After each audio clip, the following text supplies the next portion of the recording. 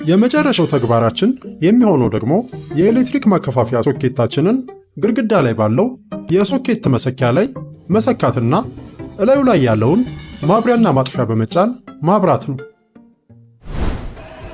እንደ ፕሪንተር፣ ስካነር እና ዌብካም ያሉ ዕቃዎች ካሉንም በዩኤስቢ ገመድ ከኮምፒውተራችን ጋር ማገናኘት እንችላለን። እነዚህ ዕቃዎች በአብዛኛው ሰክተን ምንም ሶፍትዌር ሳንጭን መጠቀም የምንችላቸው ሲሆኑ ለአንዳንዶቹ ግን ሶፍትዌር መጫን ሊያስፈልገን ይችላል።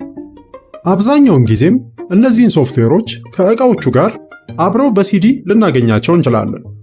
ያለዚያም ሶፍትዌሮቹን ከኢንተርኔት ወደ ኮምፒውተራችን መጫን እንችላለን። አሁን ኮምፒውተራችንን ለአገልግሎት አዘጋጅተን ጨርሰናል። በሚቀጥለው ቪዲዮ ደግሞ ኮምፒውተራችንን ከማብራት ጀምሮ እንዴት እንደምንጠቀም የምናይ ይሆናል።